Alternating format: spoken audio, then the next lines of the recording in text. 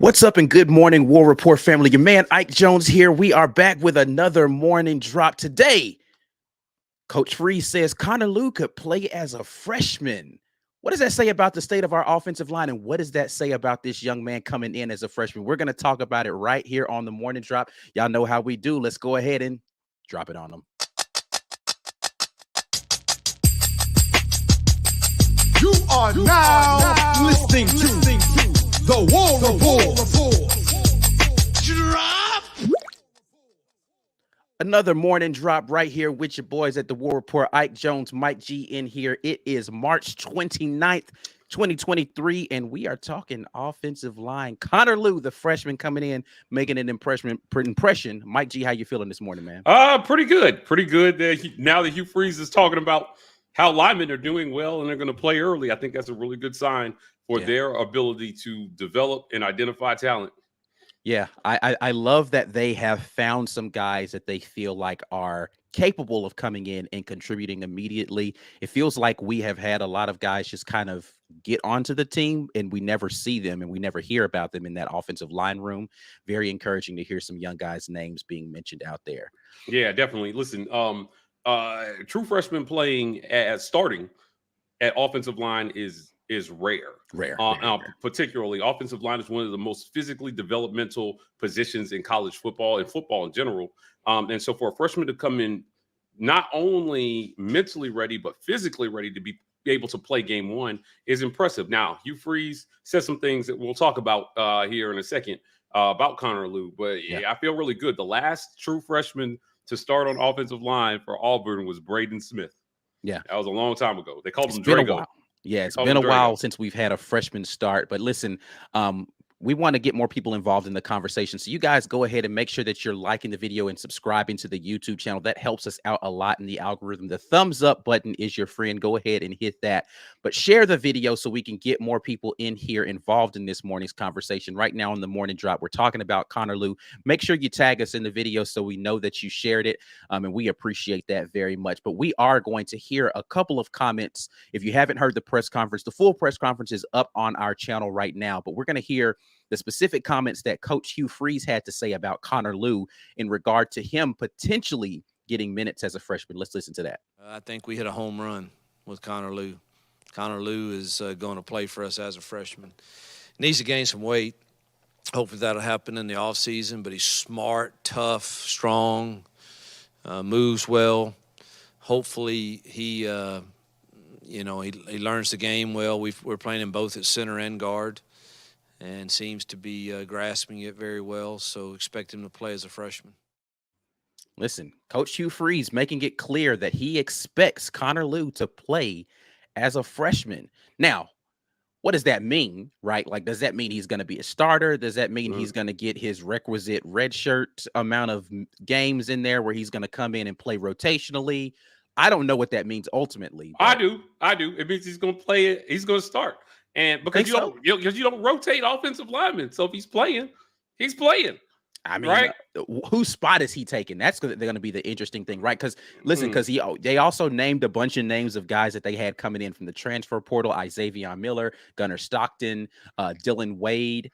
Missing somebody's name here, Avery Jones, right? So those are four guys right there.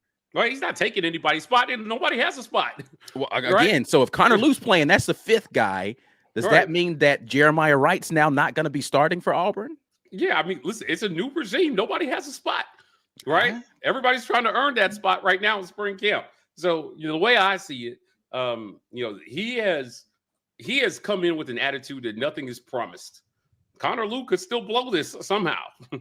I doubt it if he's the type of kid that Hugh Freeze thinks he is. But at the end of the day, he's come in and he has taken advantage of there being a new regime in town, and he's got a chance to play early. And I think that that's invaluable for an offensive lineman. So I'm just looking at it this way. There's a competition happening. Some linemen are definitely going to get processed out after this. There were some guys who were on this roster that'll be going. They brought in 9 guys, man. Like, somebody's going to go. But I like what I'm hearing from him on some of these young guys. He's bringing in his guys, and I'm not surprised to hear them get praised this early. Yeah, I think the one thing that for me it signals for sure is that if you are a guy that has been on this team for a couple of seasons, you might as well see if the transfer portal has any hope for you, Right. because it seems very clear that whatever they've evaluated from the guys that are in the room already, they're not super high on that, because he's repeatedly talked about the need to upgrade the talent level in some of these rooms. So I don't know what the evaluation process was when the new offensive line coach got in here, but whatever they looked at and they saw on tape and then eventually saw in the weight room and then eventually saw so far in spring, they're saying to themselves, we got to get better. This isn't enough. This isn't good enough, which to me speaks to the lack of development that we had prior to now. Because there's no reason you should be on a team for 2 or 3 years and somebody's looking at you saying, we don't have enough talent in this room. Yeah, I mean, especially in the SEC, man, offensive line is so critical to so many offensive functions. That if you can't block, run block, pass block, if you can't, pick up blitzes, you're not going to be able to do much in this league, because there are marquee defensive minds week in and week out that are scheming. They see the tape, they know your tendencies. Listen, man, they're going back over Philip Montgomery's offense right now. Right. All of them, man. And they're trying to figure out, hey, what are these guys' tendencies? Where are their weak points in his offense? And if they put them same guys out there that they put last year, or at least some of them, who are we going to attack? Well, So, there's nobody really from that group last year that's back that right. had any significant minutes. So Yeah, Jeremiah Wright, you're I right. think, is the only guy Yeah. returning that had any snaps for real. So, they'll look for weaknesses in the tape and see where they can attack, Auburn's offense here this coming fall. But, ultimately, being talent deficient at that position has been something that fans have noted and, much to their chagrin, bemoaned year after year. Why are quarterbacks running for their lives every other play? Last year was particularly bad. I think it's been on a downtrend since Bo's freshman year. System kind of covered it a little bit in the 2017, 2018 years because there was better quarterback play, better wide receiver. There was better talent, I think, all around. Pretty good running back play, but ultimately it caught up to them, right? Not recruiting that position and not developing that position caught up to them, and it hurt. So he's got to turn that around here if Auburn is going to take steps forward. Yeah, absolutely. I mean, listen, we've talked about over and over again, especially at the tackle position, how we just hadn't recruited any of those.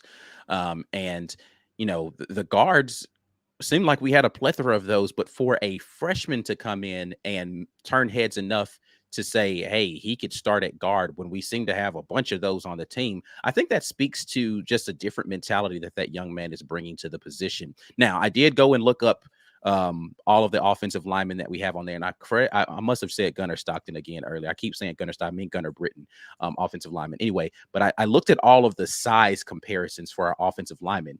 Connor Lew is by far the smallest offensive lineman in that group. Yep. 275. Coach says that he's going to need to put on some weight. He's absolutely right. Like that's small for an SEC offensive lineman, but for him to be undersized and still be getting praise must speak to his ability to go out there and compete. So, listen, I'm not going to doubt him until I see it out there in action, but I definitely trust Coach Hugh Freeze. He has a pedigree for putting offensive linemen in the league. He does. So, he's going to need a pedigree for winning, period. So he better develop a pedigree for developing linemen, certainly, because this league requires it. It's only getting harder. It's been said before, you're not going to outdevelop Nick Saban and Kirby Smart, right? You need to, and you may not out-recruit them, but you need to recruit something. Yeah. Right. So it's going to be a combination of recruitment and development that catches Auburn football up to the SEC, the current SEC powerhouses. Yeah, and I mean, in the short term, of course, we could try to remedy that with something from the transfer portal, but you got to develop some kids at some point in time. And I think a lot of coaches, I understand coaches don't necessarily ascribe to the fact that you can outdevelop someone into winning, but hey, listen, the talent is what it is once it's in the room. Once you have the guys in the room, you got to get them to play at a certain level. And for some reason, it feels like people aren't willing to take guys who aren't necessarily the top of the crop and develop them to a place anymore. Right now, is that the game is, I mean, it's always kind of been the game, but it's been even more, I think, in the age of NIL and transfer portal, it's really just kind of acquiring talent and hoping that your talent goes out there and just beats everybody else.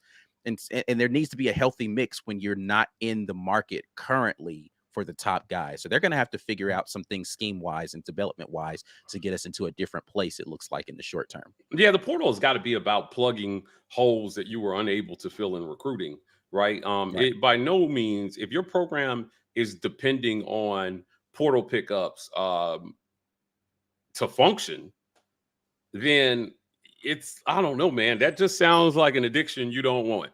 Right. Right.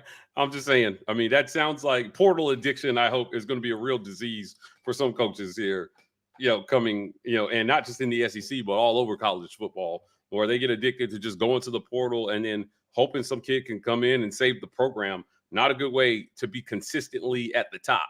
It may work for a flash in the pan when you get that one player. I mean, Right.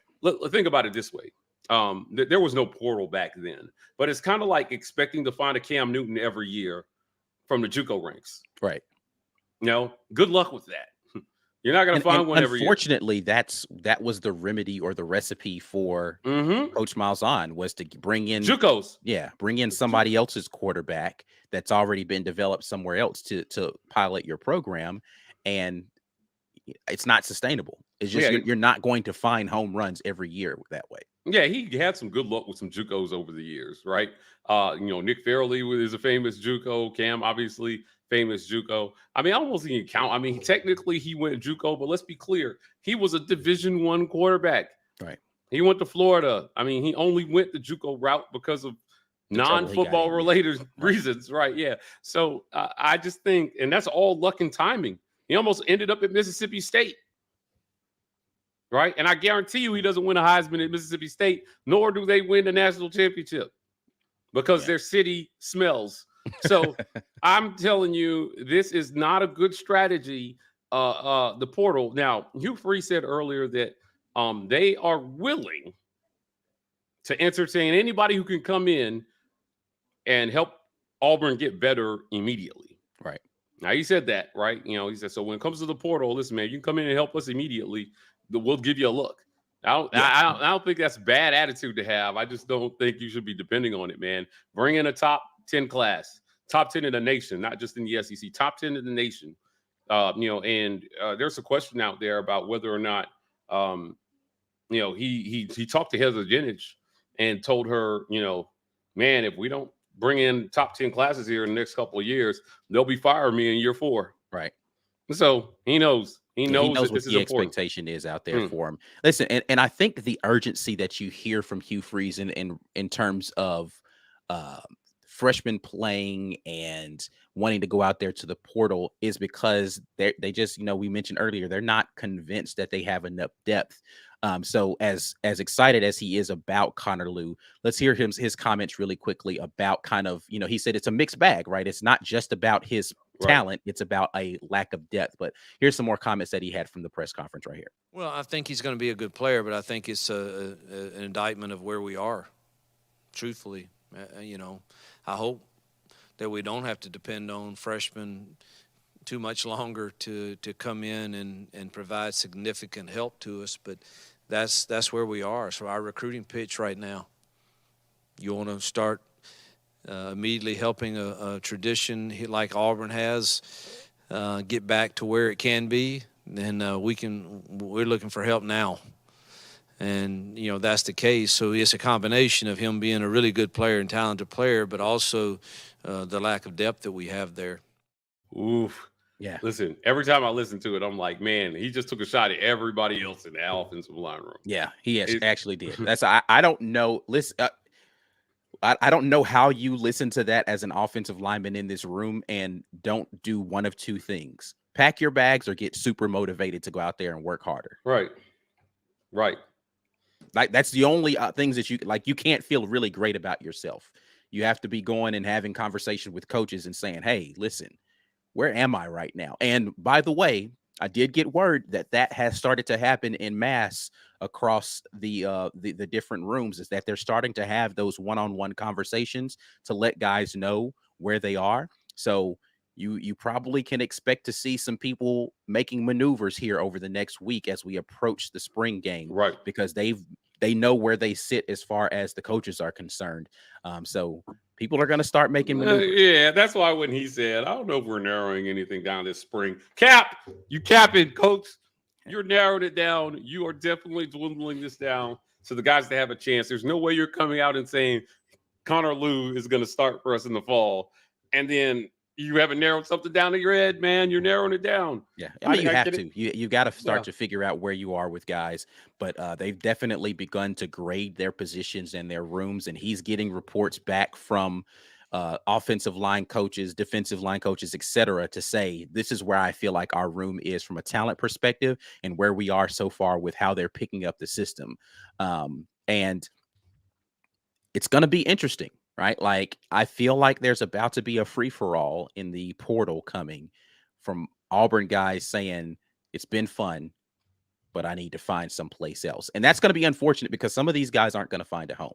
Right. Or they're going to have to go down a level to be able to, like, I just don't know what's going to happen if you had not been, and this sounds terrible for me to say, but if you had not been able to start the last couple of seasons for Auburn, with how poor our offensive line is, either someone drastically misevaluated your ability or you don't have it at this level.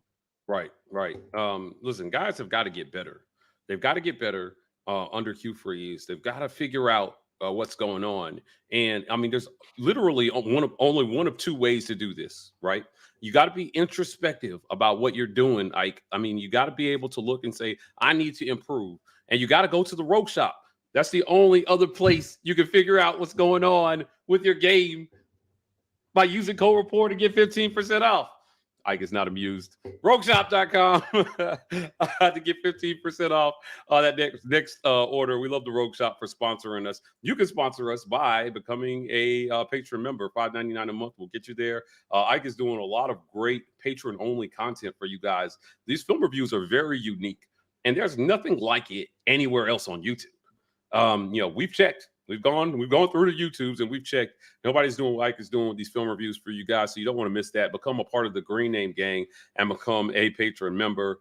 And you can also give the gift of the War Report by gifting a membership. Look for that gifted membership button and give the gift of the War Report, guys. If you interact with our channel at a high level, but you haven't made the decision to become a patron yet, you're more likely to be on the receiving end of one of these. Just check your email. YouTube picks these at random. We don't have any control over it, but we love seeing our members give away memberships to other members. Absolutely. Definitely want you guys to be a part of what we got going on. And speaking of being a part of what we have going on, we want to go to the comment section and talk to you all and see what you have to say this morning about our offensive line. We'll start things off with Dana Jones, who jumps in and says, Freeze will be looking in the portal for some backup O-line depth. Absolutely, we'll be doing that. He said it so out of his own mouth. Yeah, well, they're going to be processing some guys out as well, too. So they have to. Yeah. Attrition is going to happen. So just get ready for it. Everybody's going to freak out about some name they never heard before that's never played it down, saying, oh, my God, we're bleeding. But just expect it. It's going to happen, and they're going to have to go get It's going to be a mixed bag, right? Like, and here's the thing that frustrates me sometimes when guys leave. We saw it yesterday with the announcements from the two young men who decided that they could potentially be hitting the portal for Auburn basketball. And people are like, oh, well, they didn't contribute anyway. That's no loss for us, or who cares if they quit on Auburn and all this kind of stuff. And it's like, yeah, people get weird about the transfer portal and young men making decisions that are in the best interest for their futures. And I'm never going to feel bad about it. As much as I love the players that we have for Auburn, I'm never going to feel bad that a young man decided this isn't the place that's best for my future. I hope it pans out for him because it doesn't always work out in that way. But we got to relax on trying to taking a crap on people because they decided to hit the transfer portal, because you're going to welcome the guys who are coming from the transfer portal with open arms. So let those young men make those decisions that best benefit their lives. And, let's be happy with who we have on our squad. Brian Hancher jumps in and says it means one of two things: the kid is really good, or we're still hurting badly at O-line. Yeah, it could be a mix of the two, man. Coach Hugh Freeze says it's both. It's both, yeah. But I kind of hate the second statement because it kind of rains a little bit on the praise you just gave the kid about being a home run hit higher. But then I hate that we have to depend on him. Well, listen, if he's good, he's good. If he's the best, he's the best. right? And I think that how good he is should have nothing to do with how terrible somebody else is. He should just be good, right? And it seems like he kind of conflated the two with those two different statements. So, I It still does think take a little bit of excitement out of the first I mean, one. yeah, right. Yeah, I don't think he meant to do that, but that's how I felt. I was like, yes, we got it. And then he was like, yeah, I hope we don't have to depend on. Oh man, yeah, you just mess it up. Come on, you. Ant Robinson jumps in. All three transfers, Tate and Wright, would be my line. So talking about Dylan Wade, Gunnar Britton, and third transfer Avery Jones, and then he would round that out with Jeremiah Wright, and I'm guessing Tate Johnson would Yeah. be his starting five. Another guy that Hugh Freeze spoke very highly of, and Tate Johnson as a leader and a big culture guy. So, barring injury, they held him out. He had some knee braces on when we viewed him during the open media sessions. I don't know, man. Like I'd be shocked, barring injury, if Tate Johnson isn't in that starting lineup. Yeah. I mean, listen, he spoke highly of his leadership, and leadership is going to be a big thing that's necessary in every room. How offensive lines come together and gel is really a huge factor in how well that they're going to be able to. Like, you can't just have 5 guys that are good. Those 5 guys have to work well together. So having leadership in that room is going to be crucial to making sure that they can get to that place as quickly as possible. Right. Dana Jones jumps back in. I think Irvin, among other O-line, will be hitting the portal after spring. So Jaleel Irvin is who he's speaking of when he says Irvin hitting the portal after spring. I think it's inevitable, man. I just don't know how you hear the coach say that and say to yourself, yep, I'm gonna, unless you're just like, man, I'm having fun and I'll just be ready and willing if my number gets called.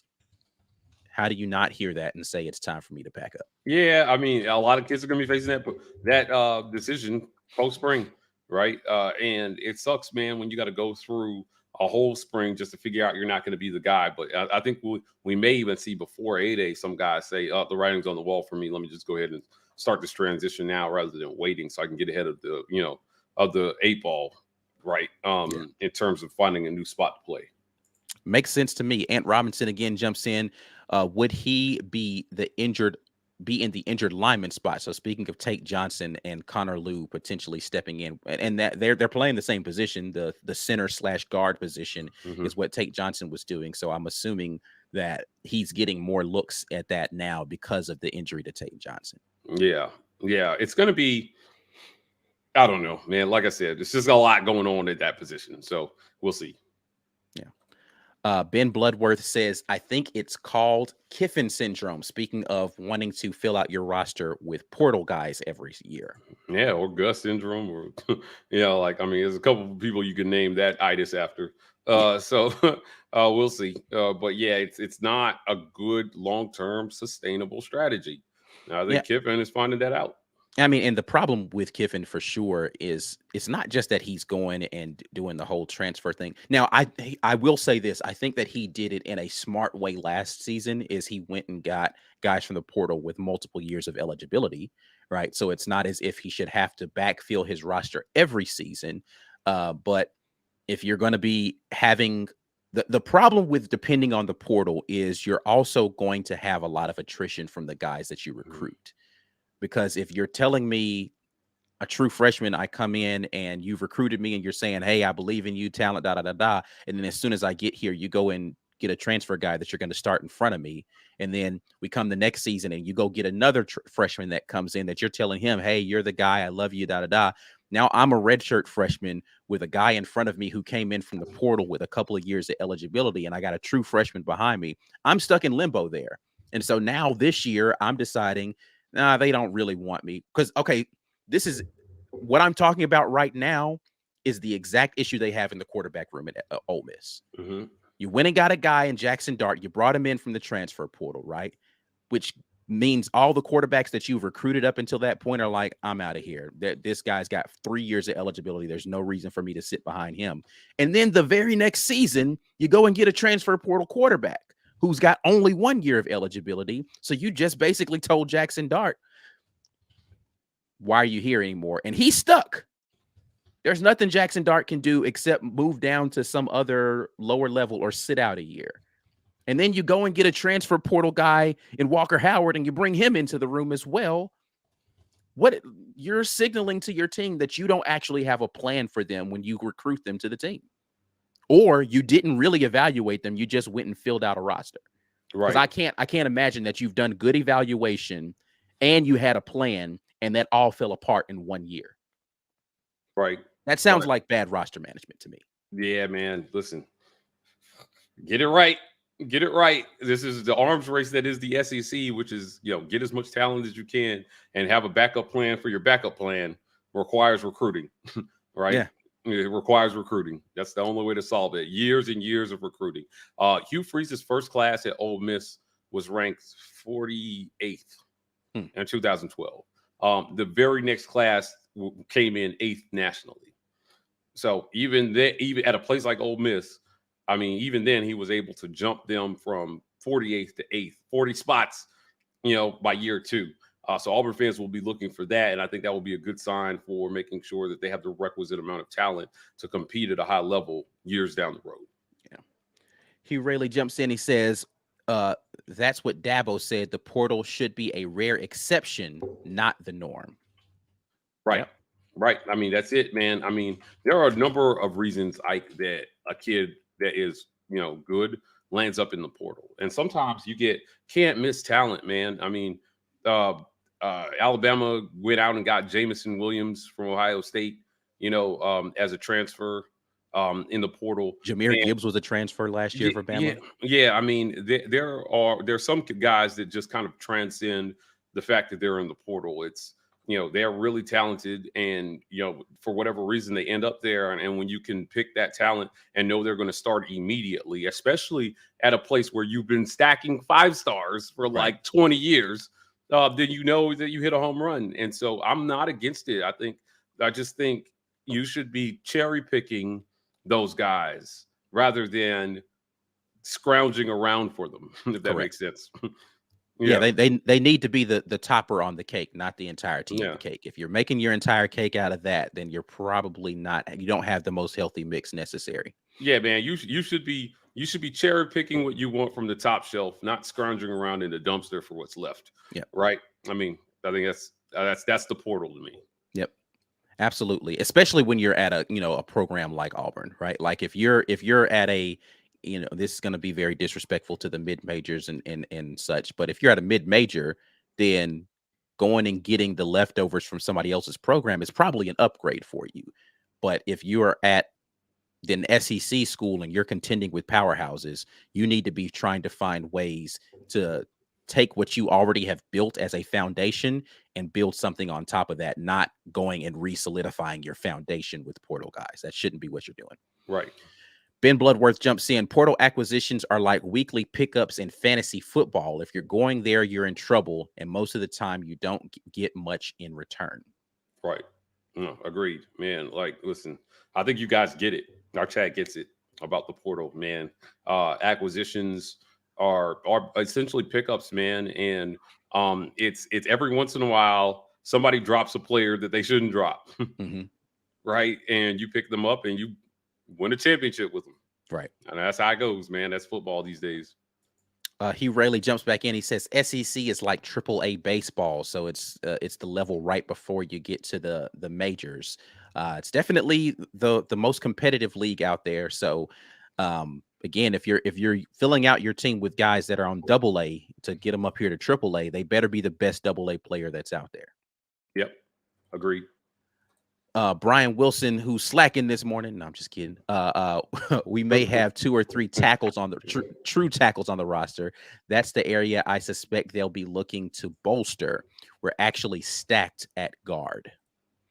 Yeah. We have a lot of guys who fit the profile of a guard more so than tackle for sure. And we've talked multiple times on this show, and it's been widely publicized all over the internet and other places that we have not done a great job at getting offensive tackles into Auburn University. So hopefully that will be the direction that we go if we're bringing in new guys. Right. Because depth there is lacking for sure. Yeah, agreed. Corey Weber jumps in and says, are we discussing Chance breaking our hearts? Corey, we talked about that yesterday. There is a Uh, live already uh, discussing Chance and his decision to potentially hit the transfer portal.